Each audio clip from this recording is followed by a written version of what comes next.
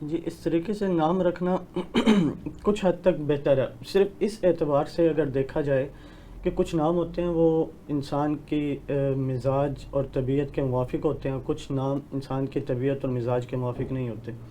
کہ آپ علیہ الصلوۃ والسلام کے سامنے ایک بچہ لایا گیا تو وہ اکثر بیشتر بیمار رہتا تھا، تو اس کا نام جب چینج کروایا گیا تو وہ ٹھیک ہو گیا۔ اس سے پتہ چلا کہ نام کی تاثیر جو ہے انسان کے صحت پر پڑتی ہے،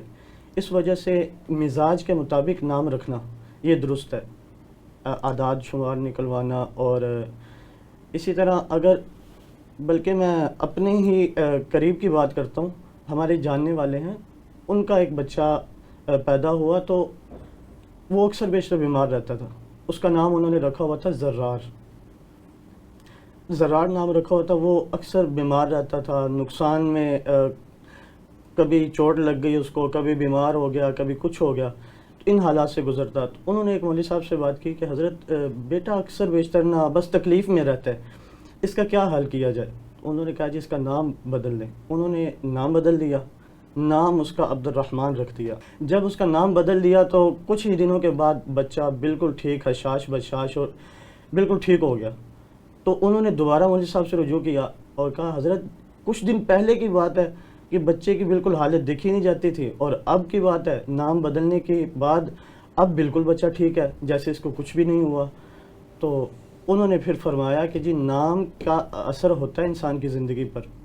نام جو ہے رکھنے سے پہلے یہ چیز دیکھ لینا، اور زیادہ اس کو یہ بات بھی میں بتا دوں کہ زیادہ اس پہ فوکس نہیں کرنا چاہیے کہ جی نام اسی اعتبار سے رکھنا چاہیے، اس سے ہٹ کے نہیں ہونا چاہیے، اعداد و شمار اس چیز کا بھی کوئی خاص وہ کوئی نہیں ہے، ٹھیک ہے۔ اس کا بس مختصر سا اور ایک شارٹ کٹ یہی ہے کہ جب بھی آپ نام رکھ رہے ہیں تو اس کو میچ کر کے رکھیں۔ آسان حل یہی ہے کہ آپ صحابہ کے ناموں پہ نام رکھیں، جب بھی نام رکھیں شرعی نام رکھیں، آپ ایسا نام خاص طور رکھیں پر کہ صحابہ کے نام ہوں، انبیاء کے نام ہیں، یہ اسلامی نام جتنے بھی ہیں ان میں کوئی بھی نام رکھ لیں، کیونکہ بیسک نام کوئی بھی ایسا نہیں ہے، وہ صرف انسان کی ایک مزاج اور طبیعت ہوتی ہے۔ کسی کی طبیعت حساس ہوتی ہے، وہ نام تھوڑا تاثیر والا ہوتا ہے، اس وجہ سے وہ دونوں چیزیں آپس میں ان کا جو ربط نہیں ہوتا، جس کی وجہ سے وہ طبیعت پہ جو گرا گزرتا رہتا ہے۔ اس سے زیادہ اس کی کوئی حقیقت نہیں ہے۔ اصل میں یہ کاہن لوگ ہوتے ہیں،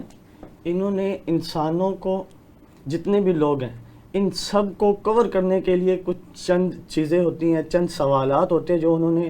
اپنے پاس رکھے ہوتے ہیں۔ جب بھی کوئی ان کے پاس جاتا ہے، وہ انسانی ذہن ہے، جب بھی ہم کسی کے پاس جاتے ہیں تو ہم یہ نظریہ لے کے جاتے ہیں، سوچ لے کے جاتے ہیں کہ وہ میرے متعلق کیا بتاتا ہے۔ ہمارے ذہن میں ہوتا ہے کہ یار میں اس کے پاس جا رہا ہوں تو یہ میرے متعلق کیا بتاتا ہے مجھے۔ اور جب بھی آپ کسی بھی عامل کے پاس جائیں گے، کاہن نجومی کے پاس جائیں گے، تو وہ آپ کو صرف آپ کی پرسنل لائف کے متعلق کوئی بھی بات نہیں بتائے گا، وہ جنرل باتیں کرے گا۔ جی آپ کا کاروبار کے مسائل چل رہے ہیں آج کل،